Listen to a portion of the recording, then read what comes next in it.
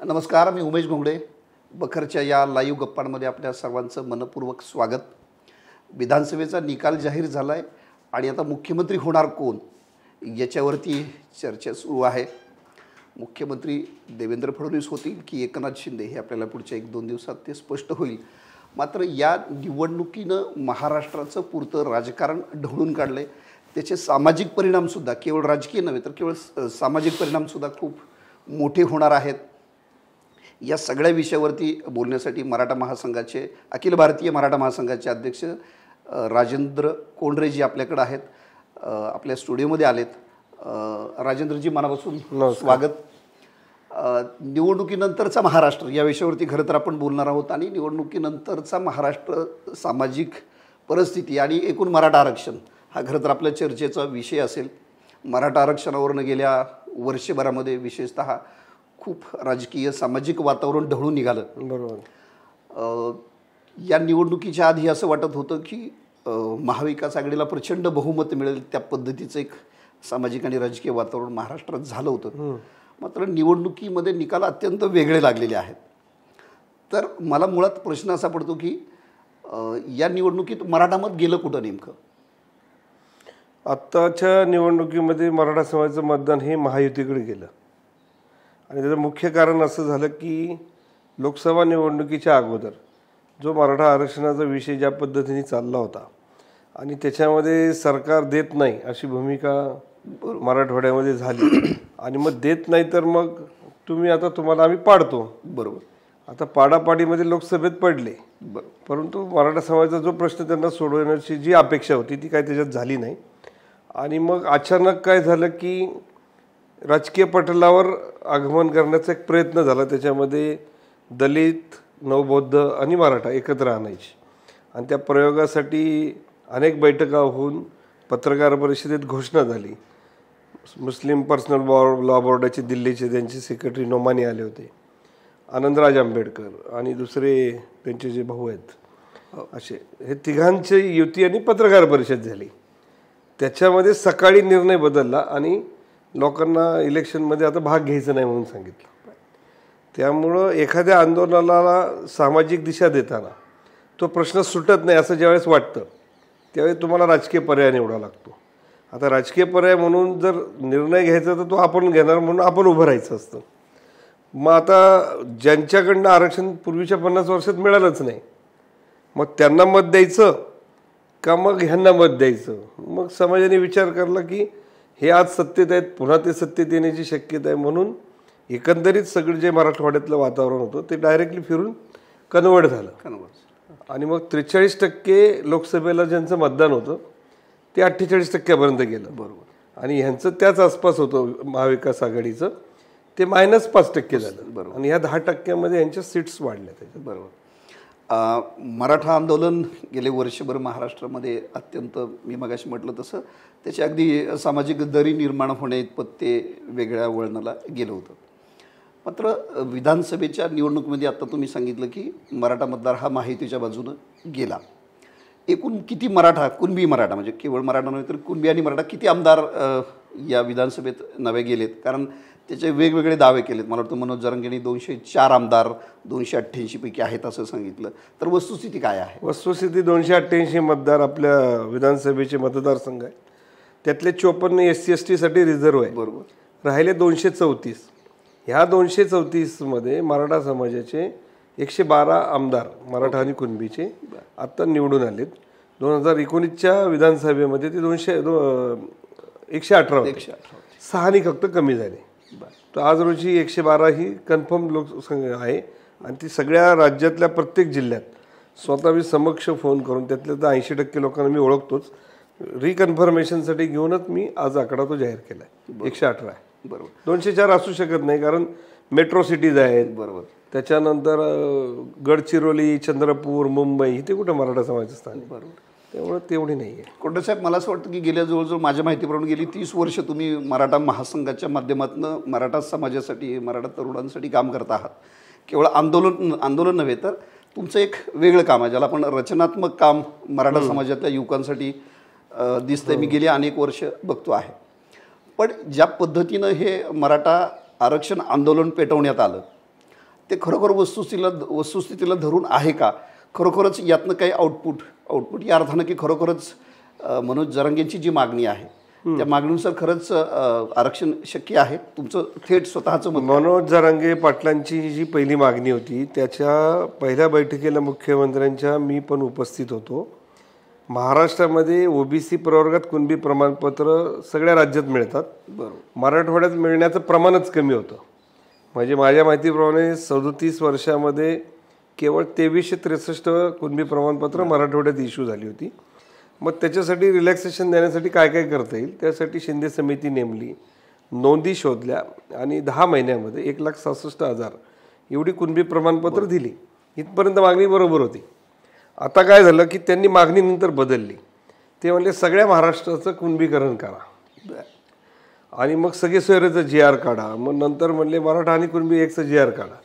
ह्या तीनही गोष्टी याला न्यायालयीन अडथळे होते. एक तर ज्या दिवशी 26 जानेवारीला सरकारने जो अध्यादेश काढला, अधिसूचना, ह्या अधिसूचनेच्या दिवशी सुप्रीम कोर्टामध्ये मराठा आरक्षण ऑलरेडी फेटाळलं गेलं होतं. त्यामुळं सर्व मराठ्यांचं असं बॅकडोर एंट्री करणं ही सुप्रीम कोर्टाच्या त्या ऑर्डरचं व्हायोलेशन झालं असतं. नंबर 1. नंबर 2, दुसरी मागणी काय होती की मराठा कुणबीचा एकचं GR काढा. तर मराठा समाज आत्ताच्या शुक्रे कमिशननी त्याला सामाजिक शैक्षणिक मागास ठरवल्यानंतर पुन्हा मराठा कुणबी एक करण्याची GRची आवश्यकता नव्हती, कारण 1 जून 2004ला जो GR निघाला बरोबर, तो GR 99च्या रिपोर्टवर आधारित होतो. तो 99चा रिपोर्ट म्हणतोय की मराठा समाजात सरसकट कुणबी नाही. त्यामुळे ती तांत्रिक अडचण होती. तिसरी मग त्यांनी मागणी बदलली की सरसकट कुणबीकरण करा. मग ती बॅकडोर एंट्री झाली असती. आणि कोकणामधला कुणबी आणि मराठा हे टोटली डिफरंट आहे. मराठा समाजातली जी 96 कुळातनं घराणी आहेत, ढमाले, देशमुख किंवा जेधे असतील, आपले पासलकर आहेत, राणे आहेत, हे सगळे लोकांची कधीच नोंद कुणबी नाही आहे पूर्वीची. त्यामुळे त्या नोंदी कन्व्हर्ट करून त्यांना कुणबी करणं हे कायदेशीर दृष्टीने अडचणीचं होतं. त्यामुळे तो विषय फरफटला. पण आत्ताची एकूण जी विधानसभा आहे, जी विधानसभा म्हणजे मी पुन्हा एकदा आरक्षणाचा विषय, एकदा राज्य सरकारशी संबंधित, सत्तेच्या संबंधित असे प्रश्न खरं तर तुम्हाला विचारतो. जरांगे पाटलांची जी भूमिका होती, निवडणुकीच्या आधी जी भूमिका होती की नाही आपण त्याला निवडणूकच लढायची आहे, आणि ऐनवेळी ती भूमिका बदलली आणि आपण आता उमेदवार उभे करणार नाही आहोत. तर त्यांच्यातला हा बदल कशामुळे झाला आणि मग मराठा समाज जो विशेषतः इच्छुक होता, कार्यकर्ता होता, तो नाराज झाला का? मग हा मराठा समाज राजकीयदृष्ट्या फार जागृत समाज आहे आणि महाराष्ट्राच्या 70 वर्षाच्या राजकारणामध्ये अग्रभागी असलेला समाज आहे. त्यामुळं पॉवर आणि वावरचं नातंच आहे मराठ्यांचं. हे कुमार सप्तर्षींनी पण लिहिलं आहे. विषय काय की लोकसभा निवडणुकीच्या पार्श्वभूमीवर त्यांनी जाहीर केलं एकेका मतदारसंघात आपण 1,000 फॉर्म मारायचे. लोक लागली तयारीला. नंतर 500वर आलं, नंतर 1वर आलं. मग निर्णय घेतला की नाही आता ते नाही लढायचं, आपल्याला विधानसभा लढायची. मग गेल्या 3 महिन्यापासून अनेक मतदारसंघामध्ये अनेक कार्यकर्ते तयारी करत होते. मग त्याच्यासाठी जे समीकरण आवश्यक होतं ते समीकरण पण त्यांनी जुळवत आणलं, डिक्लेरेशन केलं. पण कोणतीही निवडणूक लढताना ही फक्त भावनेवर लढून चालत नाही. बरोबर, जर भावनेवर लढली असती तर राज ठाकरेंना प्रचंड यश मिळालं असतं. त्याच्यासाठी जी बॅकबोन यंत्रणा लागते, इन्फ्रास्ट्रक्चर लागतं, तुमच्याकडे वॉर रूम्स लागतात, नियोजन लागतो, स्ट्रॅटेजी लागते. त्यानंतर तुम्ही काय लोकांना प्रोग्राम देणार आहे, ते कोणती आव्हानं आहेत, सरकारची कोणती धोरणं चुकली त्याच्यावर अटॅक. असं एका इश्यूवर इलेक्शन लढता येत नाही. असं सराउंडिंग सगळे विषय घ्यायला लागतात. सकाळी त्यांनी निर्णय बदलला. त्यामुळं त्यांच्या भरवशावर पॉलिटिकल कन्व्हर्शन करण्यासाठी ज्या समाजमानाची तयारी झाली ती एकदम ढासळली. आणि मग ढासळल्यानंतर ह्यांनी डायरेक्शन पण दिलं नाही. ते म्हणले नुसतेच पाडा. मग कोणाला पाडायचं आणि कोणाला निवडायचं. मग शेवट लोकल पॉलिटिक्स असं असतं की मराठा समाज हा 4 पक्षात विखुरलेला आहे. तो भारतीय जनता पक्ष, शिवसेना, काँग्रेस, राष्ट्रवादी असा. आणि महाराष्ट्राच्या समाजकारणामध्ये सहकार आणि शिक्षण आणि गावातला गट हेच नातं आहे. खरं. मग प्रत्येक माणूस त्या गटाशी निगडीत असतो, नेत्यांच्या. म्हणून नेते बदलतात तसं तो गट पण कधी कधी बदलत जातो, असं आत्ता वस्तुस्थिती आहे. आणि मग ह्या परिस्थितीमध्ये जो सोशल इम्पॅक्ट होणारा होता त्याला दरवाजा बंद झाल्यामुळं त्यांनी जवळचा पर्याय शोधला आणि महायुतीकडे मतदान केलं. या सगळ्या आंदोलनानंतर सुद्धा मतदान महायुतीकडेच गेलं. हो. पण मग त्याचं कारणच असं होतं की जे आरक्षण जरांगे पाटलांनी मागितलं हे देत नाही म्हणून विरोधी पक्षाला मतदान करायचं, तर विरोधी पक्षाच्या दोन्ही जाहीरनाम्यामध्ये त्याचा उल्लेखच नव्हता. किंबहुना शरद पवार साहेब त्या मिटिंगलाच गेले नाही, कारण सगळ्यांना काय वाटत होतं की हा बॉल कोणाच्या तरी कोर्टात टाकायचा आणि त्याला आरोपी करायचा. मग सरकारने हुशारी काय केली, सर्वपक्षीय बैठक लावली. ह्या बैठकीला हे आलेच नाहीत, त्यामुळे हे सांगून मोकळे झाले की त्यांना आणा, समोरासमोर करा. ते काय यायला तयार नव्हते. ते नुसतंच म्हणायचे जेवायला चालू करा, 50%चं 75% करा. असं जे अनइझी होणारच नाही. म्हणजे आता लोकसभा निवडणूक होऊन आपण 6 महिने झाले नाही. मग हे म्हणले काय की 50%ची मर्यादा वाढवू आणि जनगणना करू. आता जनगणना करायसाठी आणि हे करायसाठी 2029 करावं लागेल. मग ते काय थांबायची लोकांची क्षमता नव्हती. लोकांनी रिअल इस्टेट काय बाबा चला महायुती जवळ आहे तर महायुतीला नेली, असं झालं. बरोबर. पण एवढं मोठं आंदोलन मनोज जरांगेंनी उभं केलं आणि मराठा समाज, विशेषतः मराठवाड्यातला मराठा समाज त्यांच्या पाठीशी अगदी एकवटून उभा राहिला. मला असं वाटतं की त्यांनी ज्या सभा घेतल्या प्रचंड मोठ्या, ती सभा मला वाटतं महाराष्ट्राच्या इतिहासात एका सगळ्यात मोठी सभा होती. पण तरीसुद्धा त्या एकूण जी काय जनभावना मराठा समाज म्हणून, मराठा युवक म्हणून जी होती, त्याला ते थोडं भरकटलं आंदोलन, त्याला योग्य दिशा मिळाली नाही असं वाटतं का? त्याचं मुख्य कारण असं आहे की मराठा समाजाने आरक्षण ह्या प्रक्रियेमधूनच आपल्या समाजाची क्रांती होणार आहे असा एक समज फार मोठ्या प्रमाणात करून घेतला आहे. वास्तविक आपल्याकडे SC/STला पण रिझर्वेशन आहे लोकसंख्येच्या प्रमाणात, बजेट प्रोव्हिजन लोकसंख्येच्या प्रमाणात दिलं जातं. तरी देखील SC/STची तशी परिस्थिती सुधारलेली नाही. अजून त्यांना प्रवाह द्यायचा आहे बऱ्याच ठिकाणी. अडचण नेमकी कोणती झाली की मराठवाड्यामध्ये जो भौगोलिक जो दृष्टिकोनातून आपण पाहिलं तर पायाभूत सुविधा, शिक्षणाचा दर्जा, त्यानंतर पाणी, रेल्वे, विमान, IT कंपन्या काहीही नाही आहे फारसं. बरोबर. आणि मग त्यामुळं काय झालं की शेतीवरचं सोयाबीनचं उत्पन्न सोडून मराठवाड्यामध्ये इकॉनॉमी जनरेट होण्यासाठी काहीच नाही. मग इकॉनॉमी जनरेट होण्यासाठी जसं सोशल रिफॉर्म पश्चिम महाराष्ट्रात सगळीकडे झाला, तसा सोशल रिफॉर्म मराठवाड्यामध्ये कमी इम्पॅक्टमध्ये झाला. त्यांचे सगळे लढे हे निजामाशी लढण्यात गेले, रझाकारांशी लढण्यात गेले. त्यामुळं प्रत्येक वेळेस लढायचं आणि संघर्ष करायचा. पण ते संघर्ष करताना त्या भागातल्या राजकीय नेत्यांनी तिथं जो काही भौगोलिक विकास करण्याच्या दृष्टीने, पायाभूत सुविधांच्या दृष्टीने करण्याची आवश्यकता होती तेवढी झाली नाही. आणि लोकसंख्या मराठवाड्यात मराठा समाजाची 45% आहे. त्यामुळं त्या सगळ्या असमतोलाचा फटका मराठ्यांना बसला, शेतीला बसला, शेतीचे तुकडे झाले आणि ह्याच्यातून उत्पन्न जे अपेक्षित येते मिळत नसल्यामुळं ती अस्वस्थता पसरली आणि ती आरक्षण आंदोलनात उतरली. असं त्याचं एक सामाजिक, राजकीय आणि शैक्षणिक विश्लेषण आपण जर केलं आर्थिक, तर तो अँगल त्याच्यामध्ये आहे. मगाशी तुम्हाला मी प्रश्न विचारला, OBC मधनं आरक्षणाची जी काही मनोज जरांगेंची मागणी मूळची आहे, म्हणजे सगळं सोडून आता ती शेवटी त्याच्यावर थांबलेले आहेत की OBC मधनं आरक्षण मिळावं, तर त्यांची ती भूमिका तुम्हाला कितपत योग्य वाटते? तुमचं समर्थन आहे का त्या भूमिका? नाही, याला 5 प्रकारची आव्हानं आहेत. मराठा समाज लक्षात घ्या, जेवढं तुम्ही मोठे असाल तेवढे शत्रू जास्त असतात. बरोबर. आणि छोट्या समूहाला शत्रू फार कमी असतात. बरोबर. मराठा समाज हा OBC होऊन त्या 19% आला तर आपलं सगळंच खाऊन जाईल. ओके. अशी भीती OBCतल्या काही घटकातल्या काही नेत्यांनी निर्माण केली. वास्तविक कायद्याच्या दृष्टीने ते बरोबर नाही. कोणाला आत घ्यायचं आणि कोणाला जायचं याच्यासाठी कायदा आहे, आणि तो कायदा सर्वोच्च न्यायालयाच्या निर्देशाप्रमाणे झाला आहे. पण अशी असंविधानिक मागणी OBC नेत्यांकडनं केली जाते. मग त्याला रिॲक्शन म्हणून आम्हाला बाबा तिथंच पाहिजे. पण मराठा समाजाने हा विचार केला पाहिजे की ज्या OBCमध्ये आपण 19% आरक्षण मागतो त्या ठिकाणी ऑलरेडी कुणबी म्हणून तुम्हाला ऑलरेडी आहे, कुणबी मराठा म्हणून आहे. पण ज्याची नोंद मराठा आहे त्याला तिथं जर टाकायचं असेल तर ती 28% पॉप्युलेशन आहे मराठ्यांची. ती 28 ते 19मध्ये घातल्यानंतर त्याच्यासाठी अंतर्गत स्पर्धेमध्ये त्या मराठा समाजाच्या माणसाला तेवढे जागा मिळणार नाही. म्हणून सरकारने पर्याय काय काढला की पहिलं 13% दिलं, ते उडालं. परत 10% दिलं. त्याच्या अगोदर आम्हाला EWS दिलं होतं. EWS प्रोटेक्टेड होतं, घटना दुरुस्ती करून मिळालेलं. संसदेने त्याची व्हॅलिडिटी सुप्रीम कोर्टाने व्हॅलिड ठरवली, त्याचा रिव्ह्यू फेटाळला, त्यामुळे ते प्रोटेक्टेड होतं. ते मराठ्यांना परवडत होतं पण ते नाकारलं गेलं. म्हणून सरकारने आता हे दिलं. त्यामुळे स्वतंत्र आरक्षण जोपर्यंत चालू आहे त्याचा निश्चितपर्यंत मराठ्यांनी फायदा घेतला पाहिजे.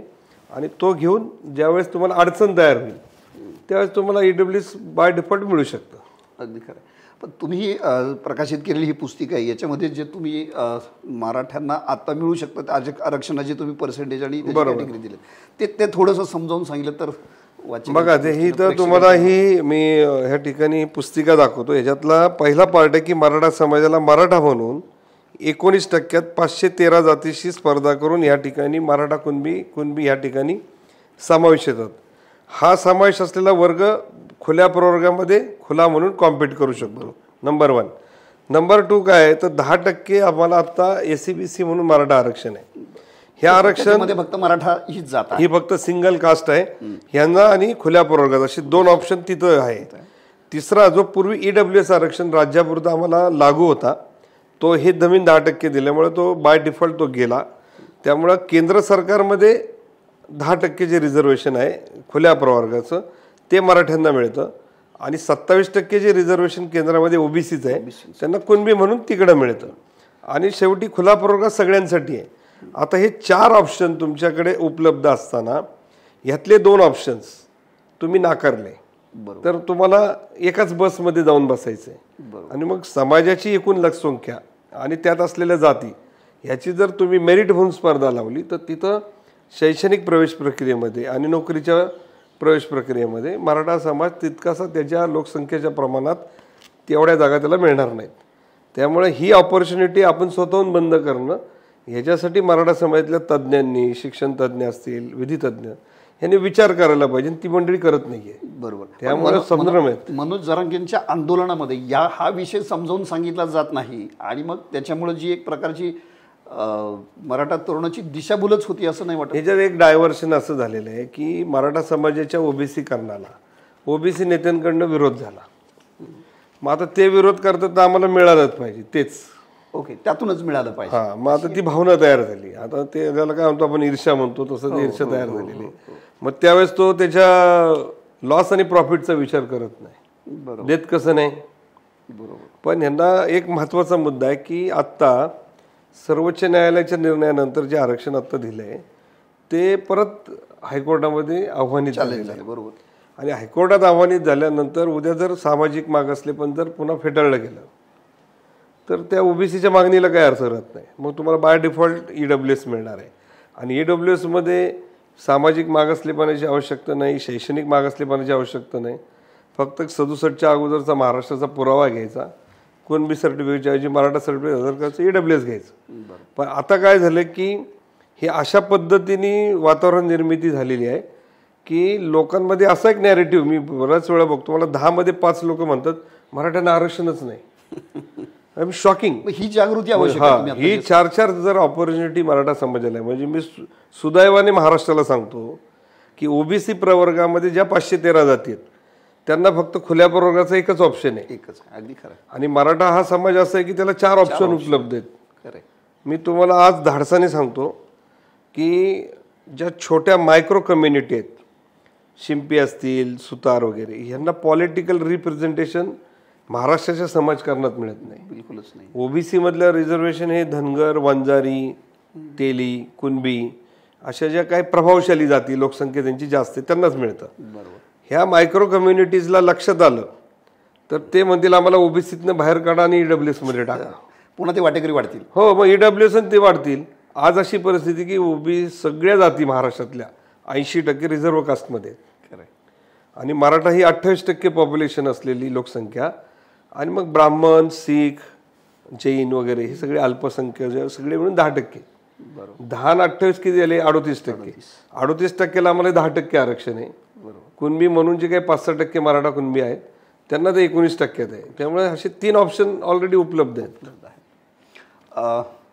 निवडणुका झाल्या, आता सत्तांतर म्हणजे सत्ता येईलच, पण एकूण मराठा आरक्षणाचा विषय संपलेला नाही. कालच अगदी मनोज जरांगेंनी असं सांगितलं की सरकार बसू द्या, आम्ही पण उपोषणाला बसणार आहोत. तर आत्ताच इतका मराठा तरुणाचा भ्रमनिरास झाला आहे, तर जरांगेंच्या आंदोलनाला पुन्हा प्रतिसाद मिळेल का आणि एकूण आरक्षणाचं भविष्य काय असेल? हाच प्रश्न महाराष्ट्राने पुन्हा मला लक्षात घेतला पाहिजे की आज जे कुणबी आरक्षण आहे हे कुणबी आरक्षण OBC प्रवर्गातनं मिळतं आणि त्याचं दर 10 वर्षांनी पुनर्विलोकन करावं लागतं OBCतल्या सगळ्याच जातीचं. आत्तापर्यंत केलं गेलं नाही वस्तुस्थिती आहे. पण कायदा तसं सांगतो की दर 10 वर्षांनी करायला पाहिजे. ते 10 वर्षांनी केलं तर उद्या कुणबी जे प्रमाणपत्र घेतलेले लोक आहेत त्याचं पण पुनर्निरीक्षण होणार आहे आणि केंद्रामध्ये 27% जे आरक्षण आहे त्याचे 4 तुकडे होणार आहेत. आता जरांगे पाटीलची मागणी करतायत की सगळ्यांना ओबीसीत आरक्षण द्यायचं. हे म्हणायला फार चांगलं आहे. ह्याची प्रॅक्टिकल अडचण अशी आहे की ओबीसीच्या 32% जे काही रिझर्वेशन महाराष्ट्रात आहे त्याचं लोकसंख्या आहे ओबीसींची 33.5. त्यांना प्रपोर्शनेट रिझर्वेशन हे 19%च्या आसपास द्यायला पाहिजे, जास्तीत जास्त 17 ते 19. पण आता काय झालंय की त्यांना 23 मार्च 94च्या JRनी 2004च्या कायद्याने ते वाढवून दिले. आता वाढवलेला ताबा ते काही सोडायला तयार नाहीत आणि जेव्हा राजकीय पद्धतीने त्याचं ऑपरेशन करायचं तर लोक प्रतिनिधी कोणत्याही पक्षाचा हा त्याला पडणारं मत हे पहिलं लक्षात घेतो, कायदा नंतर. मग आज जर हे सगळं करायचं असेल तर मराठा समाजाला आतमध्ये द्यायला किमान 10% रिझर्वेशन 50च्या आत द्यायला पाहिजे. आता 50च्या आत जर 10 द्यायचं असेल तर सुमारे 750 जाती याचं पुनर्निरीक्षण करणं, त्याची लोकसंख्या मोजणं आणि त्याचं सोशल बॅकवर्डनेस टेस्ट करून त्याच्या प्रमाणात त्याला ते रिझर्वेशन रिड्यूस करून ठेवायचं आहे. आता हे रिड्यूस करायचं झालं तर राज्यात 750 जातींना अंगावर घेणारी सिस्टीमच नाही पॉलिटिकल. आणि मग जी पॉलिटिकल सिस्टीम जरांगे पाटील तयार करून तिकडं विधिमंडळात पाठवायचे होते, कारण शेवट विधिमंडळात बहुमत असल्याशिवाय करता येत नाही. एखादा आमदार गेला तो फक्त सभागृहात बोलेल, नोंद होते प्रोसिडिंगमध्ये. लोकांचा जो समज आहे की विधानसभेत बोलल्यावर निर्णय होतो असं काही नाही, काही होणार नाही, काहीही होत नाही. विधानसभेमध्ये अनेक प्रश्नांवर अनेक लोकनेते बोलतात. 50-50 वर्ष असलेले अनेक प्रश्नांवर भाषणं होतात, सीमा प्रश्नासारखं. बरोबर आहे. त्यामुळं तुम्हाला जर ते कन्व्हर्शन करायचं असेल तर पूर्ण सत्ता हातात पाहिजे. परत कायद्याची तरतुदी त्याला लागू झाल्या पाहिजे आणि कायद्याच्या तरतुदी लागू असताना सरकारची किती इच्छाशक्ती असली तरी ते न्यायालयीन कसोटीवर टिकणं महत्त्वाचं आहे. अशा अनेक बाबी त्याच्यामध्ये असल्यामुळं ह्याच्यामध्ये लाभ कमी आणि तोटा जास्त असं होऊ नये याच्यासाठी मराठा समाजाने काळजी घेतली पाहिजे. अगदी खरं. पण म्हणजे एकूण काय तर सरकार जरी नव्यानं आलं तरी आंदोलनाचा विषय तसाच पुढे चालू राहील ना. आता समाजाने समजून घेण्याची वेळ आहे, कारण त्यांनी घोषणा केली म्हणून त्यांनी घोषणा केली. त्या घोषणेतनं मराठा समाजाचा खरंच फायदा आहे का? ज्यांना वाटत असतील ते फॉलो करतील.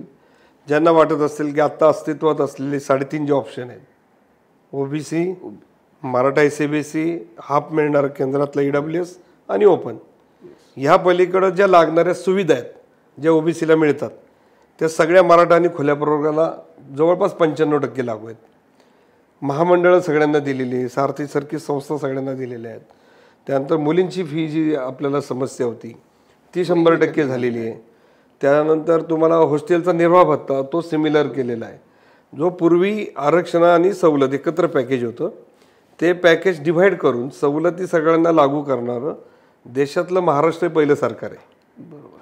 त्यामुळे जो जातीय भेदभाव कॉलेज स्तरावर ठिकठिकाणी व्हायचा तो फार कमी झाला, ही वस्तुस्थिती. त्यामुळं आता जवळपास आपले 90% प्रश्न याच्यातनं मिटले आहे. प्रश्न कोणता सुटलेला नाही तर महाराष्ट्रात वाढलेली बेरोजगारी जी आहे त्या बेरोजगारीला उत्तर देणारं साधन सामग्रीचं डेव्हलपमेंट परत होणे गरजेचं आहे. आणि इथं जे भांडवल येते महाराष्ट्रामध्ये ते भांडवल मोठे भांडवल टाकतायत, प्रॉफिट घेत आहेत, परत त्यांच्या राज्यात जातात किंवा तिथं जात आहेत. ह्या भांडवलामध्ये शेतकरी आणि कामगार ग्रामीण भागातला हा कसा त्याच्यात पार्टिसिपेट होईल, त्या उत्पन्नाचा तो लाभार्थी कसं होईल. म्हणजे असे तुम्ही सरकार पैसे देणार सगळ्या योजनांना, हे देणार, हे द्या, परंतु शेवट त्याच्या पायावर उभं राहण्यासाठी त्याला जी सक्षमतेची आवश्यकता आहे ती सक्षमता जर आणली तर आरक्षणाची मागणी आपोआप मागं पडते. म्हणजे आज पुण्यासारख्या शहरामध्ये किंवा पिंपरी चिंचवडला आरक्षणाची तेवढी धग नाही, ती मराठवाड्यात आहे. ग्रामीण पण ती काय, आता तिथं भांडवलच नाही, तिथं पैसाच नाही. लोकांच्या हातात पैसा जनरेट झाला, त्याला चांगलं दर्जेदार शिक्षण मिळालं, सुविधा मिळाल्या, तर ते आरक्षणाचा लाभ किती, फक्त 1% आहे. 99% ऑपॉर्च्युनिटी असणारं जे जग आहे त्या जगाची संधी जर धोरणात्मक निर्णयातनं आली तर त्याच्यातनं प्रगतीची दालनं तयार होतात आणि ती करण्यासाठी समाजाचा दबाव गटाने त्या विषयावर पण काम केलं पाहिजे. 14 ते 19 देवेंद्र फडणवीस मुख्यमंत्री होते. या काळामध्ये शांततेच्या मार्गानं खूप चांगल्या पद्धतीनं मराठा क्रांती मोर्चा निघाले. त्याच्यात बरीच चांगली जी भूमिका होती ती तुमची पण होती.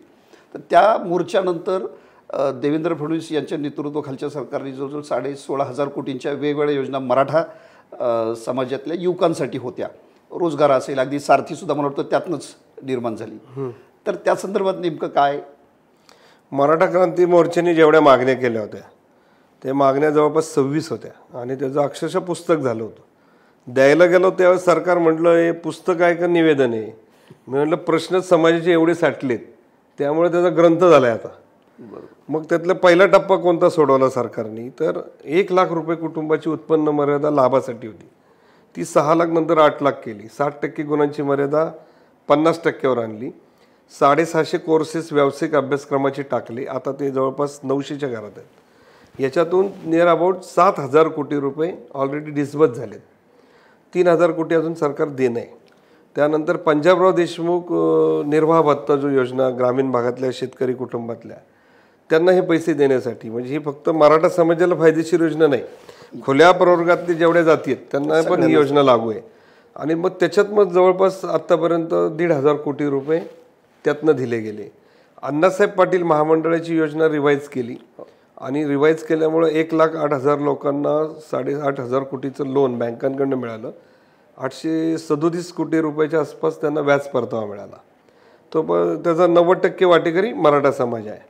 त्याच्यानंतर सारथी नावाची संस्थेला दरवर्षी आपण 350 कोटी रुपये देतो.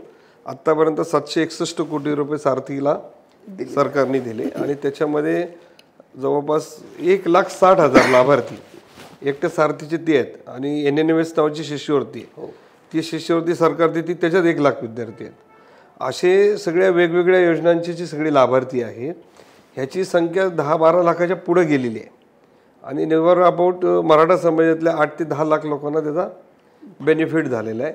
आणि ह्याची सगळ्यांची मिळून संख्या जी अमाऊंट आहे नंबर ही नियर अबाउट 10,000 कोटीच्या पुढे गेलेली आहे. ओके, 10,000 कोटी 10,000 कोटीच्या पुढे गेली, परंतु ह्याचं कोणत्याही राजकीय व्यवस्थेला सांगितलंच नाही गेलं. बरोबर. आणि मग हे सगळे बेनिफिट्स मिळाल्यानंतर तुम्हाला आता राहिला प्रश्न कोणता, तर आरक्षणाचा. मग त्या आरक्षणासाठी आज रोजी असलेले हे पर्याय उपलब्ध आहेत, त्या पर्यायाचा वापर केला तर मग राहिला फक्त शेतीचाच प्रश्न आणि रोजगाराचा प्रश्न आहे, तो अधिक गतीने सोडवण्याची आवश्यकता आहे. बरोबर.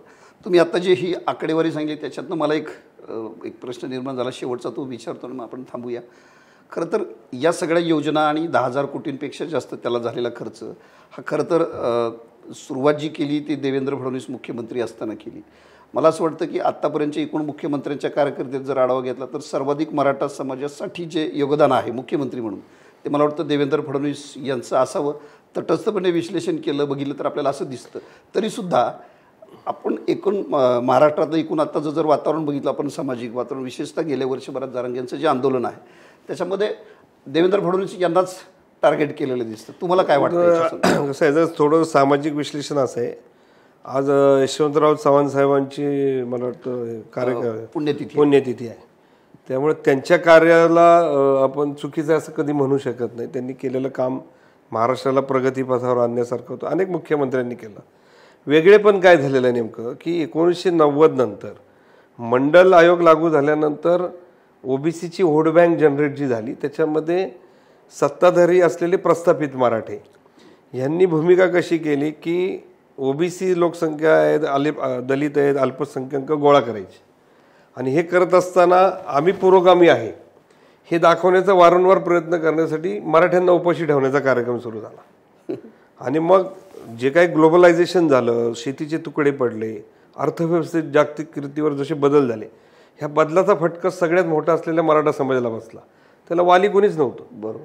म्हणून पहिलं महामंडळ जे अण्णासाहेब पाटलांच्या नावाने पहिल्यापासून संस्था आहेत, मग ते मराठ्यांना द्यायला काय अडचण होती का? ते बाळासाहेब ठाकरेंनी दिलं मनोहर जोशी मुख्यमंत्री असताना.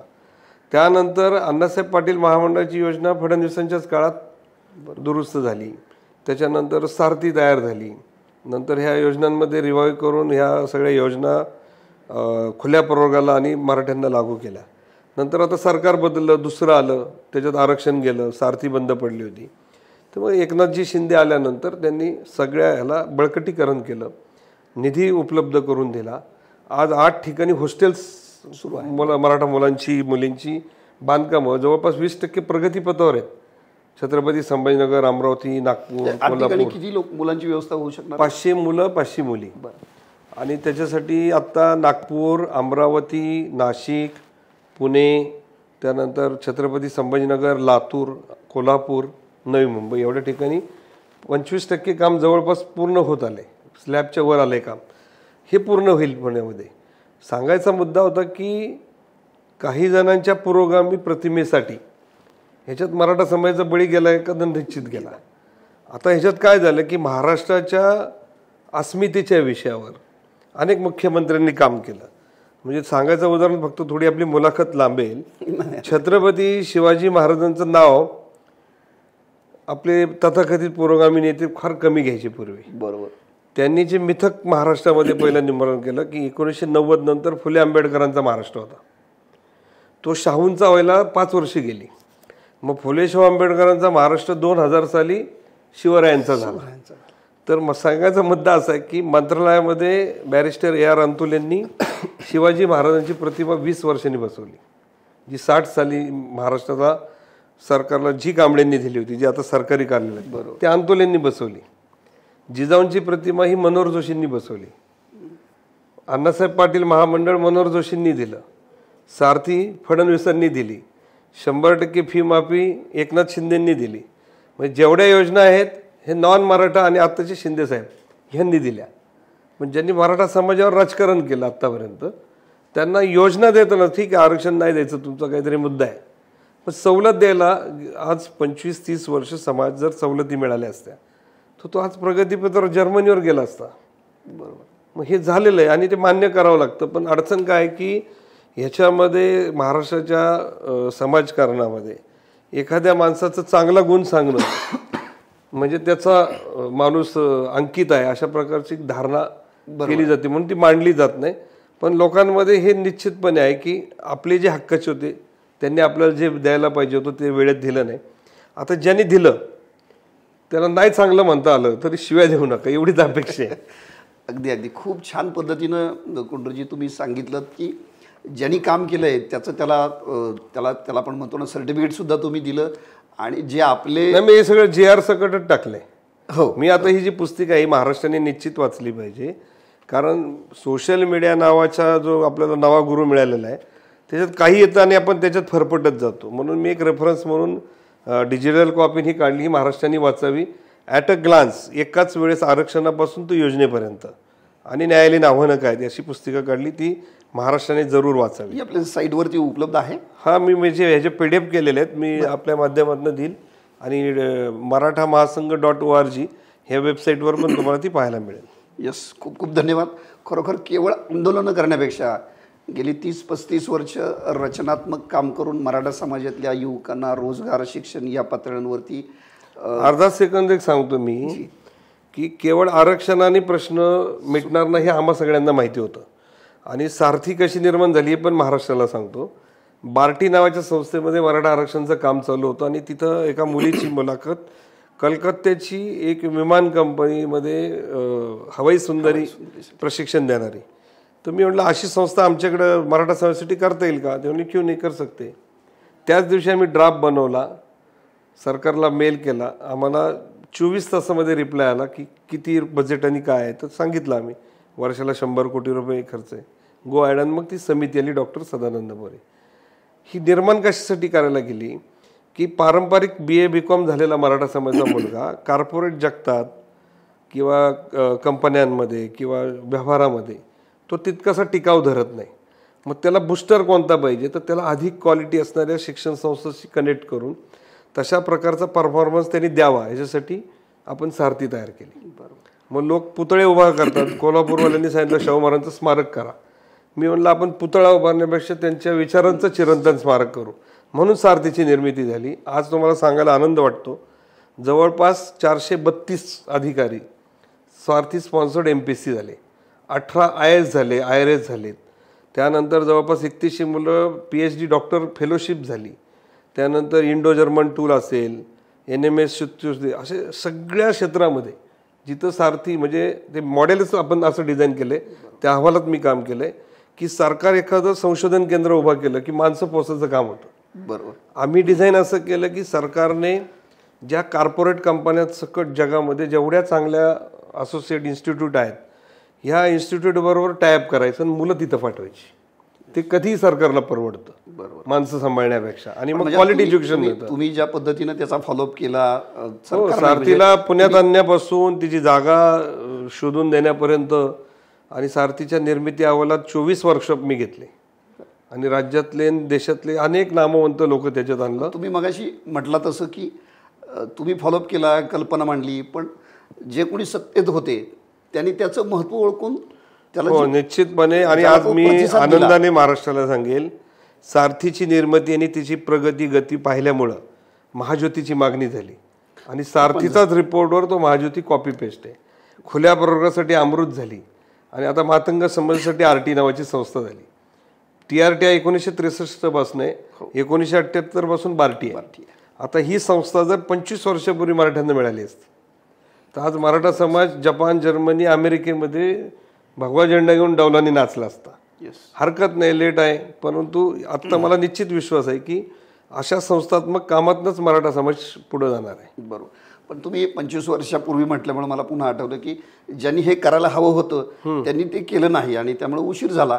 उशिरा का होईना पण ते चांगल्या पद्धतीनं पुढे येतं. काय होतं, कुठल्याही ह्याला 1-2 गोष्टीची आवश्यकता असते की समाजाने स्वतः करायचे बदल आणि धोरणात्मक विषयात सरकारकडनं असणारे अपेक्षित बदल, ते करण्यासाठी समाज हा विधी साक्षर आणि प्रशासकीय साक्षर असावा लागतो. आणि त्या दृष्टिकोनातनं असं संस्थात्मक नेटवर्किंगचा पाठबळ समाजातल्या घटकाला मिळालं तर समाज पुढे जाऊ शकतो. आणि त्या दृष्टिकोनातनं सारथीची निर्मिती आपलं ते ध्येय होतं, ते यशस्वी झालं. अतिशय देखणी कॉर्पोरेट जगाला राजवेल अशा प्रकारची इमारत पुण्याच्या शिवाजीनगरला उभी राहिलेली आहे आणि त्याच्यातून पूर्ण महाराष्ट्रातला जो पाठीमागं पडलेला समाज आहे वेगवेगळ्या क्षेत्रात तो पुढे आणण्यासाठी या संस्थेचा भविष्यकाळात फार मोठा उपयोग होईल. यस, खूप धन्यवाद. खरं तर मराठा समाजातल्या तरुणांनी कुठल्या दिशेनं जायला पाहिजे, आरक्षणाच्या आंदोलनाची दिशा काय असायला हवी आणि एकूणच या सगळ्या विषयातलं खूप चांगल्या पद्धतीनं प्रबोधन आपण केलं. खूप मनापासून धन्यवाद.